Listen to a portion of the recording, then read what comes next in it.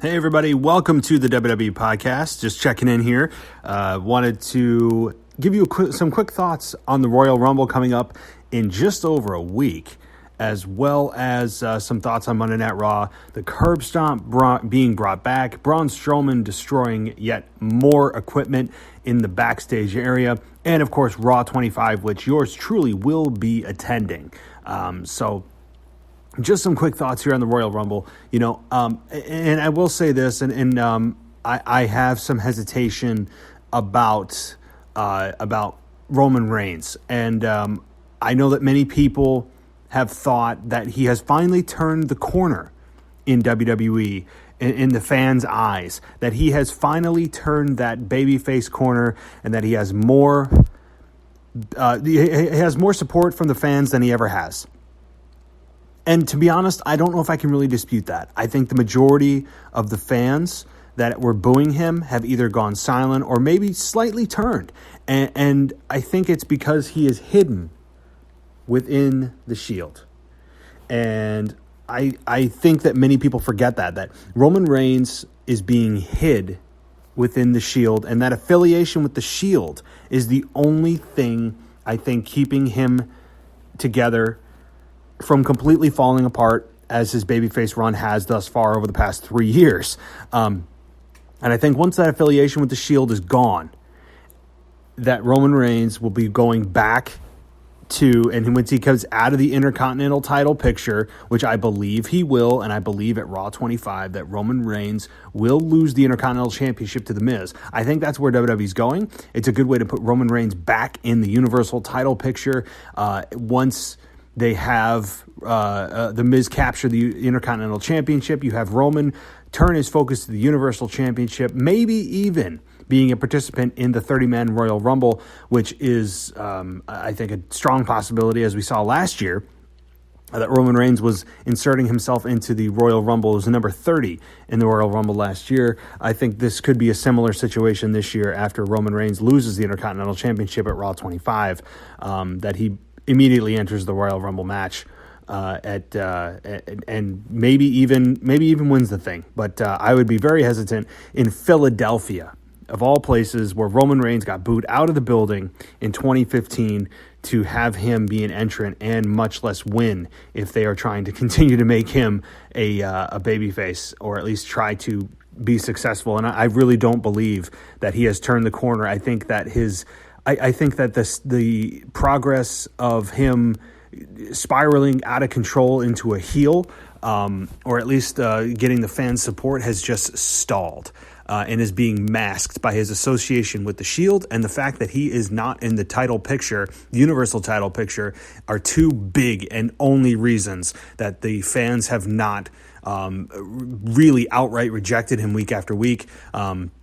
Since defeating The Undertaker at WrestleMania. And yes, you can say that he puts on great matches, and he does put on great matches. He is very good inside the ring. That is not the issue. The issue is he is just not simply relatable, especially to the older male audience, your core demographic. Yes, he's pretty to all of the women out there and to the children that just don't know any better and look up to him as a hero when they call his... he has a signature move called the Superman Punch, which is extremely... It makes me want to vomit as an adult male, but that is where his support lies. Are children and women who just look at him and know nothing about wrestling, nothing about his character other than he looks pretty and his hair is well conditioned, and that is his core audience. And so that is my thought on Roman Reigns and his turn, where it has been, at least as I said, kind of a stalling tactic, or at least a distraction that WWE has tried to get Roman Reigns out of the title picture, stop having him talk about Undertaker, and have him in the Shield, which is a beloved group. Although, I'll be honest, this latest Shield reunion does not feel like a Shield reunion, with Dean Ambrose being injured, and all three guys, even when the Shield was reunited, not really fighting as a cohesive unit, more of just kind of they're in their own storylines, but backstage they're all together. So it has not felt anything like version 1 of the Shield. And to be honest, just kind of bad timing with Dean's injury. And I would say overall, it's been kind of a failed Shield reunion. And so that's unfortunate. But moving on here to Monday Night Raw, I really enjoyed Monday Night Raw. I really did. I thought it was well put together. Braun Strowman weaved throughout the entire fabric of the show was something that I think was done well. I could do without WWE's camera angles that are just conveniently on trucks and inside cars and in the most ridiculous places that camera angles could not be, and we're just supposed to assume that there are just cameras absolutely everywhere and there are live feeds ready to go whenever there is something happening, is just asinine. I know that they're trying to just make sure, and they're going to say, nobody cares, nobody notices. We just want that good shot. Okay, well, I'm noticing, other people are noticing. It takes me out of the moment because it's not realistic. You'd have a camera there. It's absolutely ridiculous. But outside of that nitpicking, I did really like Braun Strowman's instruction. He feels like a guy that's not a part of the show, which makes me intrigued. I like Braun Strowman's character. I applaud WWE for what they've done with him. He is what he says he is, a monster among men. Although I could also do without the every 5 minutes being reminded what his nickname is, even himself calling himself a monster among men. Did you hear Stone Cold Steve Austin call himself the Rattlesnake? No, nicknames are just given. You don't overuse them, but everybody in WWE's got to have a nickname. The Monster, the Machine, and the Beast. It's such a transparent marketing ploy that sometimes it gets a bit distracting, and I don't need to be told he's the monster among men every 5 minutes. But Braun Strowman picking up Michael Cole with one hand was probably the visual of the night. And with Jerry, the King Lawler, and Jim Ross returning for the 25th anniversary of Raw, you can bet that was a conveniently placed, quote, injury angle with Michael Cole. Although he was just said to be kind of bruised up and shaken up, he could be excused from next week's Raw as Jerry, the King Lawler, and Jim Ross return to the announce booth. So I'm looking forward to that. I think it's going to be and obviously being inside the arena in the Barclays Center, I'm even more excited. I'm not going to, unfortunately, be able to hear Jim Ross and Jerry, the King Lawler, unless I watch it back, but this should be an amazing when you look at the stacked roster that is going to be at the Raw 25, other than The Rock, which is he's a glaring missing attendee to Raw 25, I think it's going to be one of the more memorable shows. It's the go-home show to the Royal Rumble. You have The Undertaker returning since his first defeat. Since his defeat at WrestleMania 33 in April. You have Stone Cold Steve Austin returning, and that to me is probably the number one item that I am looking forward to the most. I have not seen Stone Cold Steve Austin in a ring live since WrestleMania 20 back in 2004. So for me, it's been 14 years since I've seen him, so I'm really pumped about that. Hopefully he dishes out a couple of stunners, as many people expect him to. I think that's going to be awesome. I'm really, really looking forward to the lineup. Obviously, D-Generation X, Ric Flair. We all know the lineup. We've all seen the promos. But the question is, does WWE incorporate any of these legends as some kind of wink or nod or premonition to a match at WrestleMania 34? I think Undertaker is a good candidate for that. I don't think Stone Cold is. I don't think D-Generation X is. I don't think Ric Flair is. So I think Undertaker is probably the only legendary figure that has a potentially long-term plan for WWE in terms of WrestleMania.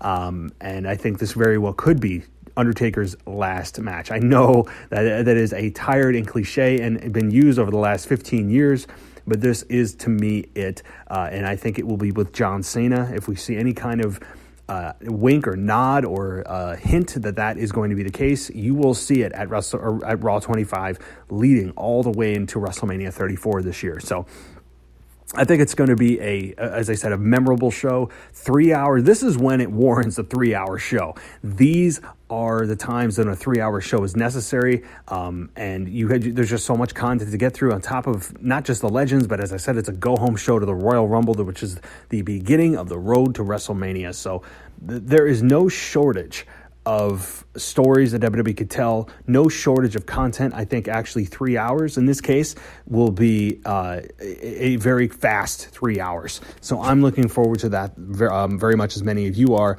And one last quick item. I know I didn't talk about all of Monday Night Raw, and I haven't done a whole lot of that lately, guys, and I do apologize.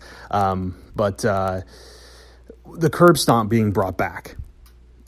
People are, I think, mostly positive towards this. I think the live crowd was surprised to see it and happy to see it back based on the reaction. I loved the curb stomp. I thought it was an original, brutal looking, easy to apply to any WWE wrestler. I think that was a move that when it was taken away, yes, Seth started using the pedigree, but that was really Triple H's. And then he started using the knee to the face, which is just a Kinshasa, which to me, number one, is I think more dangerous than the curb stomp. And it's just a finisher that isn't as visually appealing to me. And Daniel Bryan had the same running knee. And it's been kind of overused. Shinsuke used it. Daniel Bryan used it in various forms. So to have Seth use it, to me, the curb stomp was Seth's. The visual of him giving the curb stomp to Brock and Roman Reigns at WrestleMania 31 and having the heist of the century, as Michael Cole called it at the time, was a visual that will stay with me forever. And I think that is the move that Seth has brought back, obviously with permission. Finn selling it like he had just gotten concussed. There was a mark above his eye, so I'm sure that he wasn't completely unscathed, although it was a work. I think that move is such a great looking move. It looks brutal, and to me, I don't know why WWE got rid of it in the first place. Maybe it was a concussion liability or a concussion waiting to happen, but any move is a concussion waiting to happen. You can get a concussion from a simple punch or a suplex. I mean, things happen. So I'm very, very, I was awesome to see. I was very happy and I hope it's not just a one-time thing that he brought the curb stomp back. And if you notice, WWE didn't even really mention that it was called the curb stomp. I don't know if they just called it a maneuver. And I hope that they call it the curb stomp. Maybe they can call it the blackout or something like that. So who knows? But I think curb stomp has some negative connotations that the publicly sensitive PG, PC, correctively making sure that all of their sponsors and everybody views WWE as just this charitable organization suddenly probably has issues with the name Curb Stomp, which to me is just asinine. It's a wrestling company, and that's to me what it will always be: entertainment through wrestling. And I know that must make Stephanie McMahon just cringe with vile energy and just make her want to vomit that she is affiliated with a wrestling company. If you looked at Stephanie McMahon's Instagram, you would never know that she runs a wrestling company. It is an entertainment company, but how do they entertain, folks? Through wrestling. She's constantly making sure that everybody sees that they are doing Connor's Cure, that they are doing a anti-bullying, that look at all of this diversity that they support, and Martin Luther King, look at all this, isn't this great? Look at all the stuff we do. And yeah, we do wrestling on the side, but we're more about Connor's Cure. We're more about Susan G. Komen. Yeah, we have some wrestling. We have that some kind of wrestling. We have that wrestling show on Monday and Tuesdays. But anyway, we also do, and I can just hear her in the board meetings. She's so concerned with image. I understand she's the chief brand operating officer, but she's a wrestling. She owns a wrestling company, and I just am my stomach churns and as a wrestling fan, it's almost as if wrestling has become a dirty word in a wrestling company, because so many people are like, oh, that wrestling. Own it. It is a successful multi-million-dollar, billion-dollar company. And when you have the chief brand operating officer almost avoiding the fact that she is involved in wrestling and focusing her attention and all of her social media on making sure everybody knows that she just plays a bad guy on TV, and making sure that anytime she's on TV as a heel, she almost never gets her comeuppance. Ever. Maybe a bump at WrestleMania, maybe or the inadvertent spear by Roman Reigns a couple of years ago, but very, very rarely. And anytime she's in the ring, everybody stops. Heels, baby faces, we all stop, and we look at the magnificent glowing light coming off of Stephanie McMahon. The angels sing. Everybody, tears get brought to children's babies' eyes, and we all just stand in the glory that is Stephanie McMahon. Everybody stops. You can hear a whisper in the distance. You can hear angels cry. And we all stop at the glory of Stephanie McMahon. That is what it unfortunately has become. And you have a prime example that she had to be the one to announce the Women's Royal Rumble. Everybody stops in the middle of it. We all smile and praise and thank Stephanie for such a great, magnificent, history-making moment. It's absolutely goddamn ridiculous. And it is killing the product. It makes me just, I would love to have Stephanie McMahon reason with me how that is good for the company. Well, everybody knows it's fake. We have Ride Along on WWE Network. And guess what? When you're watching a movie, do you think they have behind the scenes? Yes, they do. They have behind the scenes. But when you're watching the movie, you're not watching the actors being interviewed saying, I loved working with so-and-so and he's such a great villain. It's called being immersed in the story, folks, and I won't get off on a tangent as I just did. So I will stop myself in my tracks. But look, overall, I'm really excited about Royal Rumble. I'm even more excited about Raw 25 because I'm going. And I think Seth's curb stomp being brought back is a big plus. I also think that Braun Strowman laying waste to everything in his path is also a huge success. Although Stephanie McMahon rehiring him is questionable because apparently you just got to tear shit up on Monday Night Raw and you can just keep your job. That's the message that was sent. Yes, you could say, well, if she didn't rehire him, she stopped the destruction by rehiring him. But it's like giving a crying baby candy because they're crying. Eventually, it's going to happen again. And when Braun doesn't get what he wants, he's going to start destroying stuff. And then you're just going to give the kid candy for being, misbehaving. It's the same concept, a little bit hard to stretch, but I enjoyed the destruction, as I said. So I'm looking forward to a lot. It's WrestleMania season once again in just under a week or over a week. I'm really pumped for that. Again, guys, follow me on Twitter at the WWE Podcast. I'm going to try to do more of these quick little segments as I am on the run here. I'm actually currently traveling for work, so this is recorded off my iPhone. Hopefully it sounds okay. So, all right, guys, thanks for listening. And yes, I'll talk to you next time.